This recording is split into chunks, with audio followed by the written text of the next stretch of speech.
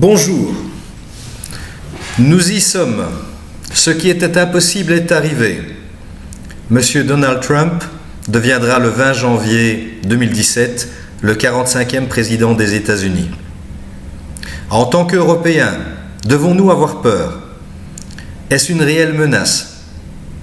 Eh bien, lorsque j'étais étudiant, un de mes professeurs d'économie m'a répété bien des fois, il y a dans toute menace des opportunités. Quelles sont les opportunités et que pouvons-nous retenir des leçons données par cette élection?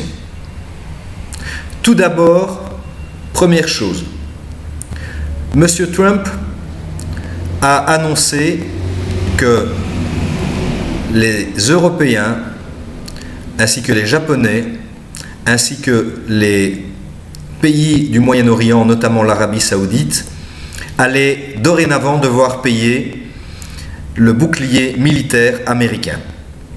Effectivement, si nous prenons le cas de l'Europe, nous sommes un géant économique avec un marché de 650 millions de consommateurs, mais nous sommes un nain politique parce que nous sommes un nain militaire. Les dépenses des États-Unis s'élèvent chaque année à 650 milliards de dollars, alors qu'un pays comme la France investit bon gré, mal gré, 50 à 55 milliards de dollars dans sa défense. C'est la première chose, le premier levier sur lequel il va falloir travailler.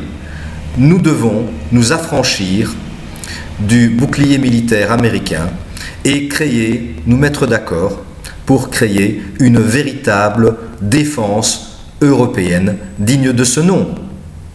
Je rappelle que les Russes sont en train de restaurer tout leur armement nucléaire, qu'ils vont disposer d'ici quelques années de missiles nucléaires furtifs, capables de toucher n'importe quelle cible à 10 000 km de distance, et comme nous sommes juste à côté, cela veut dire que des attaques éclairs pourraient mettre l'Europe à genoux en quelques heures, étant donné que nous n'aurons pas la technologie pour répondre et intercepter ces missiles.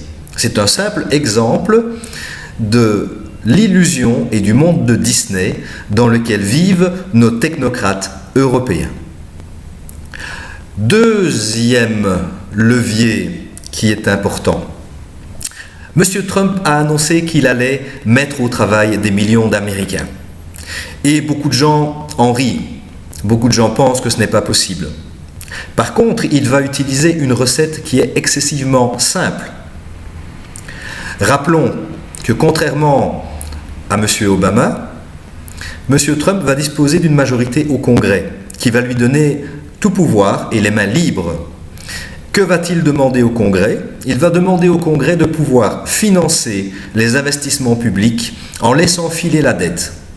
Et il a annoncé qu'il allait restaurer l'Amérique, c'est-à-dire remettre sur pied toutes les infrastructures, en créer de nouvelles, et par ce financement des infrastructures publiques, la restauration de tout ce qui est voies navigables, ferroviaires, routières, restauration de tout ce qui a besoin de l'être aux États-Unis, il va forcément créer des millions d'emplois qui vont relancer l'économie.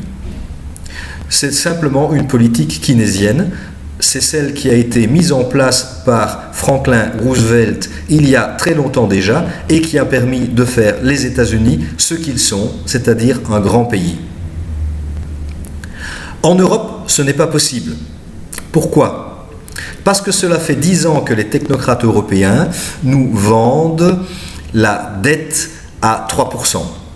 Autrement dit, on ne peut plus financer l'investissement public par l'emprunt, parce qu'on ne peut pas dépasser 3% de dette par rapport au PIB. Cela a l'air un peu technique et cela l'est, puisque aucun citoyen ne conteste cette mesure, à part malheureusement des gens considérés comme un peu extrêmes, qui sont très peu écoutés et très peu structurés.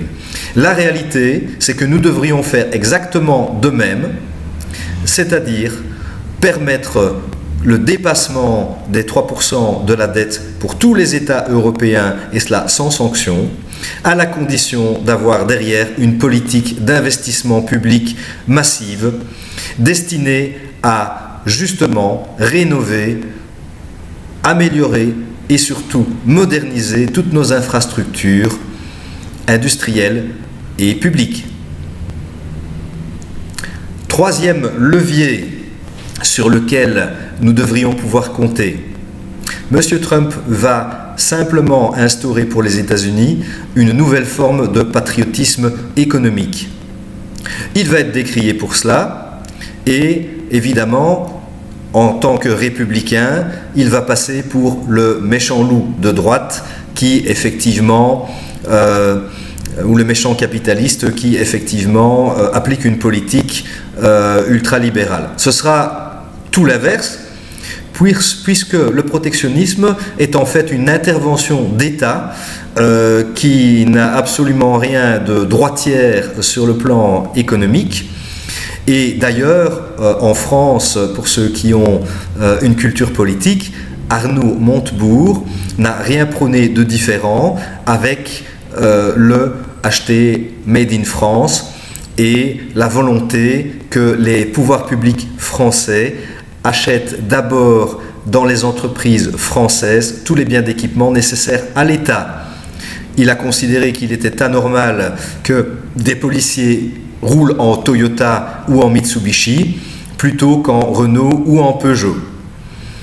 Eh bien, ce patriotisme économique peut être souhaité et on peut communiquer vis-à-vis des citoyens de cette manière ou on peut l'imposer.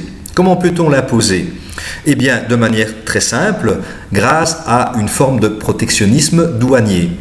Autrement dit, quand ailleurs dans le monde, la concurrence ne respecte pas les mêmes règles et les mêmes normes, on instaure une taxe à l'entrée sur le territoire des produits qui permet tout simplement de rééquilibrer les prix. En clair, lorsque en Chine, on produit du textile ou de la technologie en ne respectant pas les normes environnementales élémentaires et un droit social minimal pour les salariés, eh bien, on devrait être pénalisé et les produits chinois, lorsqu'ils rentrent sur les territoires européens, devraient être surtaxés de manière à ce que les prix soient semblables à ce qui est pratiqué par les producteurs européens.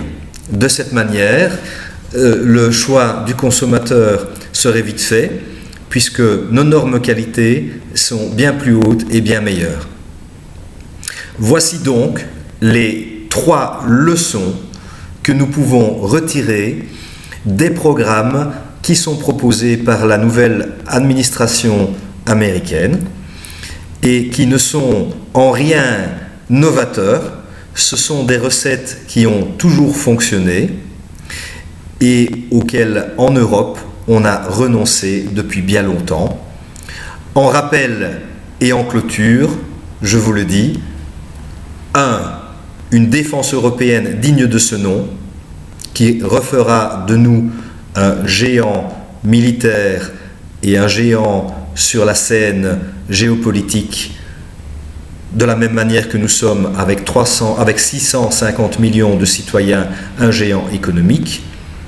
En 2, le refinancement des infrastructures publiques par la dette. Et en 3, le patriotisme économique par l'instauration d'un protectionnisme douanier. Quelle est la difficulté, évidemment, de l'Europe par rapport à ces 3 leviers qui sont des recettes qui marchent? Ceux qui veulent le vérifier peuvent relire Keynes, voire Schumpeter, qui est également un économiste intéressant à lire. cela a été démontré par l'histoire. Quelle est la difficulté de l'Europe? Eh bien, tout simplement qu'à 27, nous arrivions à nous mettre d'accord, car c'est notre avenir, celui de nos enfants, voire même notre survie qui est en cause. Voilà, j'espère que ceci a un peu éclairé votre boussole. Merci de votre écoute. Je suis attentif à vos commentaires par rapport à cette vidéo. À bientôt.